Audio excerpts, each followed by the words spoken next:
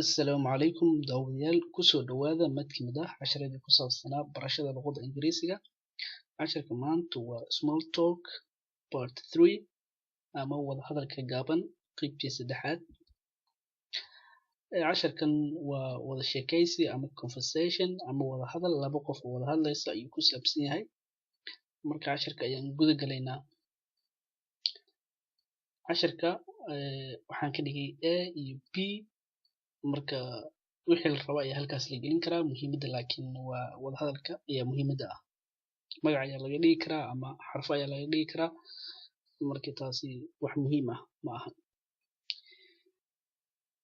A ayaa hadlay, wuxuu yidhi hey Paul, what are you doing here? Hey waxay la mid tahay hi iyo hello ay la mid tahay, marka waa mid ka mid ah salaamaha oo wax la isku salaamo. Marka waa hey ayuu yidhi Paul. Hi Paul oo kale waaye. What are you doing here? Marka wuxuu yidhi halkan maxaad ku qabanaysaa ama maxaad ka qabanaysaa ama maxaad ku samaynaysaa. What are you doing here? Waxa weeye maxaad halkan ku samaynaysaa ama maxaad ku qabanaysaa ayuu yidhi marka.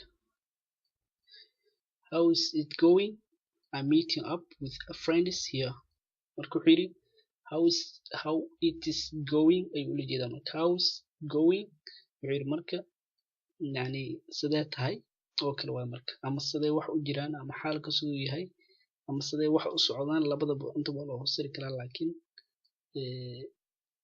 yani sidee wax u socdaan ayay way marka hadda Soomaaliya haddaan si toos ugu fasirno. I'm meeting up with a friend here. Marka wuxuu yidhi waxaan halkan kula kulmayaa saaxiib. Kii marka hore wuxuu weydiiyey what are you doing here? Halkan maxaad ku qabanaysaa ayuu weydiiyey.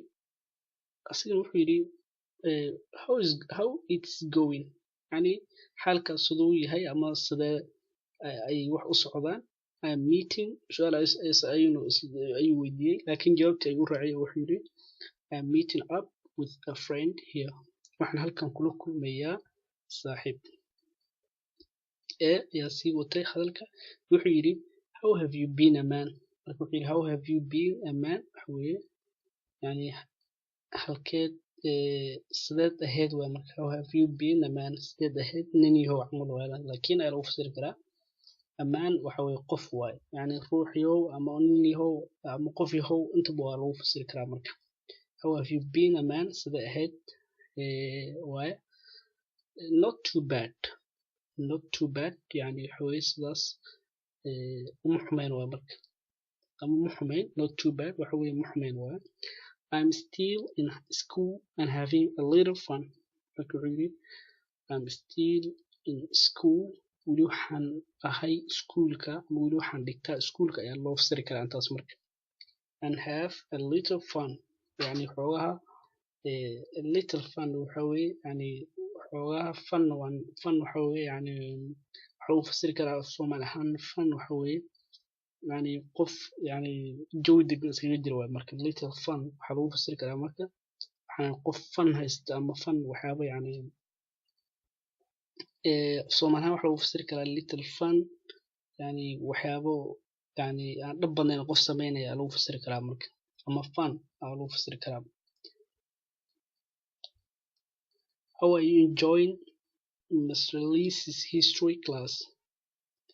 Marka wuxuu yidhi how are you enjoying, yani sideed ugu raaxaysanaysaa ama sideed ugu heshaa waa marka. Ereyga enjoying waxa weeye waa ku raaxaysi, laakiin hadda waxay ugu jirtaa sideed ugu heshaa ay ugu jirtaa marka. How are you enjoying Mr. Lee's history class? Macallin waa marka ninkan. Mr. Lee's history class marka xiisada taariikhda ee dhiga macalinkan Lees la yiraahdo sideed uga heshaa marka. Mase ma ku raaxaysataa ayaa loo fasiri karaa marka. Labadaba waa la dhihi karaa, ma ka heshaa ama ma ku raaxaysataa ninkaas xiisadiisa. It is so boring marka aad ayay boring u tahay. Boring waxa weeye caajis, aad ay caajis u tahay marka. is so boring waxa weeye aadis ay zaid ay aadis u tahay ninkan macalinka xiisadiisa wuxuu yiri markii la weydiiyay oo la yiri siday kula muuqataa xiisadiisa wuxuu yiri is so boring wuxuu yiri aad ay boring u tahay tell me about it ayuu yiri marka wax ku saabsan ii sheeg ayuu yiri marka if it wasn't a requirement I wouldn't have taken it wuxuu yiri if it was not a requirement haddii aysan qasab ahaan lahayn ayuu yiri I wouldn't have taken it ma qaadanen xiisadaas marka xiisadaas wuxuu yiri tii macalinkaas wuxuu yiri ma qaateen haddii aysan qasab ahayn ma qaateen ayuu yiri marka wuxuu yiri marka how about you adna ka waran marka what have you been up to maxaad qabanaysay eegi ayaa la weydiiyay marka I finished school last spring waxaan iskuulka dhameeyay last spring waxa weeye gugii lasoo dhaafay marka spring waxa weeye waa gu ama xilli kamid ah xilliyada afarta xilli mid kamid ah marka last spring waxa weeye gugii lasoo dhaafay ayaan iskuul dhameeyay marka I finished waxaan iskuulka dhameeyay school last spring springii lasoo dhaafay ama gugii lasoo dhaafay ayaan dhameeyay marka I'm searching for a job now waxaan hadda raadinayaa shaqo ayaan hadda raadinayaa but laakiin I'm slacking off laakiin waxaan ahay qof aan dadaal badan aan muujinaynin marka shaqo ayaan raadinayaa laakiin waxaan ahay I'm slacking off waxa weeye qof dadaal badan muujinaya ma ihi waa marka hadda I heard marka wuxuu yiri ninkii kale wuxuu yiri I heard waxaan maqlay the job market in suuqa shaqada is not that hot right now aan sidaas u wanaagsanayn hadda waxaan maqlay suuqa shaqada inuusan sidaas u wanaagsanayn wuxuu yiri I could always take a low end job waxaan had iyo jeer qaadan karay marka ama aan ka shaqayn karay ama aan qaadan karay a low end job shaqooyinka hooseeya a low end job waxa la shaqooyinka hooseeya ayaan qaadan karay but laakiin I am not that desperate yet laakiin sidaasi weli daacad uma huwa marka ninkan wuxuu leeyahay suuqa shaqada ninka hore wuxuu yiri suuqa shaqada sidaas yani uma kacsana xilligan lagu jiro laakiin kan wuxuu yiri waxaan qaadan karay ama aan ka shaqayn karay had iyo jeer shaqooyinka hooseeya laakiin aniga ayaan sidaa daacad u ahayn ama dhab iga ahayn well ayuu yiri marka good luck to you waxa weeye nasiib wanaagsan ama waxaan ku rajeynayaa nasiib wanaagsan good luck to you waxa weeye waa nasiib wanaagsan thanks ayuu yiri mahadsanid it was a good seeing you again marka wuxuu yiri thanks mahadsanid it was a good seeing you again waxay ii ahayd wuxuu yiri marka mid wanaagsan ay ii ahayd inaan mar kale aan ku arko ayuu yiri marka wuxuu yiri marka I will catch you later dib ayaan kusoo qaban doonaa I will catch you later ama later labaad ugu dhawaaqi kartaa wuxuu yiri marka dib ayaan kaasoo qaban doonaa marka wuxuu yiri have a good night habeen wanaagsan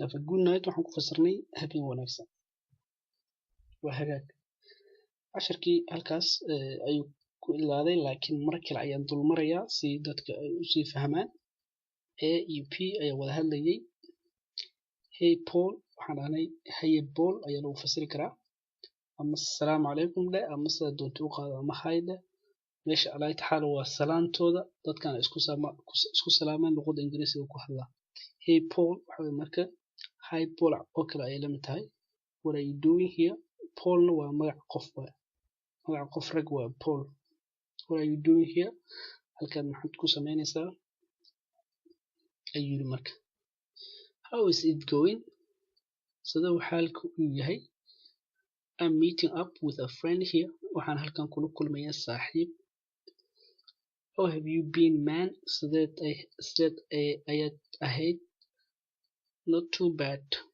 sida uma xumayn not too bad waxa weeye sida uma xumayn xaalku I'm still in school weli waxaan joogaa ama waxaan ahay iskuul ayaan weli dhigtaa I'm having a little fun xoogaha fun waan iska haystaa waa marka having a little fun waxa weeye qof yani xaalka aan ka qasanayn oo Soomaali how are you enjoying Mr. Lee's history class ninkan laakiin waxa u muuqataa in weli in hore iskuulka qofkan uu dhigto uu dhigin jiray sababtoo macallinkii ayuu weydiiyay marka how are you enjoying Mr. Lee's history class wuxuu yiri marka Mr. Lee's history class ninkan dhiga taariikhda history waxa weeye waa taariikhda maadada taariikhda ayaa la yiraahdaa ninkan taariikhda dhiga ayaa la yiraahdo Mr. Lee's fasalkiisa ama xiisadiisa sideed ugu heshaa marka it is so boring aad ay marka caajis u tahay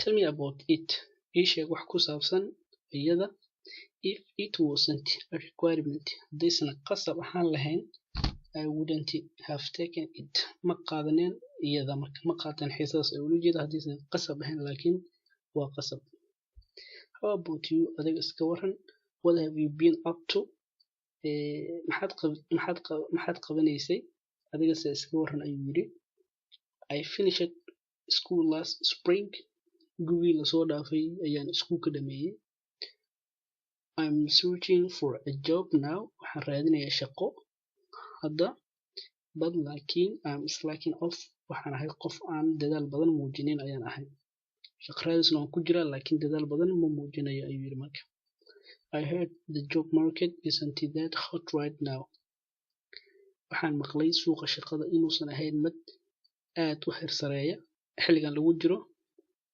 ama aad u wanaagsan labadaba waa la dhihi karaa I could always take a low end job had iyo jeer waxaan qaadan karay shaqooyinka hooseeya laakiin ba ula jeeda I'm not that desperate yet weli ma ihi qof yani daacad ah waxa daacad ay ka tahay ma ihi ay ula jeeda laakiin shaqooyinka waa ay jiraan oo kale waa bee wuxuu yiri well hagaag good luck to you nasiib wanaagsan thanks ayuu yiri it was a good seeing you again waxay ahayd farxad ay ahayd ama wanaag ay ahayd inaan ku arko mar kale sax oo kale waa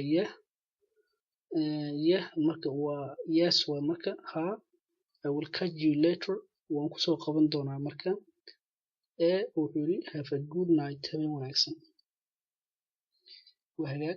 waxaa halkaasi ku ilaaday wadahadalkii haddana waxaan gudagalaynaa keywordskii ama erayaashii aan kasoo xulay erayaasha waa ay badnaayeen laakiin waxaan kasoo xulay qaarkii ugu muhiimsanaa marka keywords waxaan dhahnay waa erayaasha ugu muhiimsan marka meeting up ayaa ugu horeeya meeting up waxa weeye waa la kulmid enjoying waxa weeye ka helid ama ku raaxaysi waa ereyga asal ahaan laakiin hadda waxay ugu jirtaa meesha ka helid way ugu jirtaa marka pouring waxa weeye waa caajis ama wax aadan ka helin oo pouring ah a requirement waxa weeye wax qasab ah ama waajib ah in la sameeyo spring waxa weeye waa guga slacking off waa dadaal yari desperate waxa weeye daacadnimo the job market waxa weeye suuqa shaqada and a low end job waxa weeye shaqooyinka hooseeya ama shaqooyinka gaagaaban ayaa ugu fasiri karaa labadaba meeting up waxa weeye waa la kulmay still waa weli enjoying ku raaxaysi ama ka helid pouring caajis a requirement qasab waajib spring guga slacking off waxa weeye dadaal yari desperate daacadnimo the job market suuqa shaqada and a low end job shaqooyinka hooseeya halkaas ayuu ku egyahay casharkii waa uu dhammaaday dabcan haddii muuqaalkan aad ka heshay asxaabtaada la wadaag subscribe channelkan sidoo kale fikirka ka soo dhiibo haddii wax talo iyo tusaale aad hayso sidoo kale waxaan ku bashaareynaya in channelkan lasoo gelin doono isbuuciiba 2 mar cashar ku saabsan barashada luqadda Ingiriisiga. Intaan muuqaal kale ku kulmi doono waxaan idinkaga tegayaa sidaas iyo nabadgelyo. Asalaamu calaykum.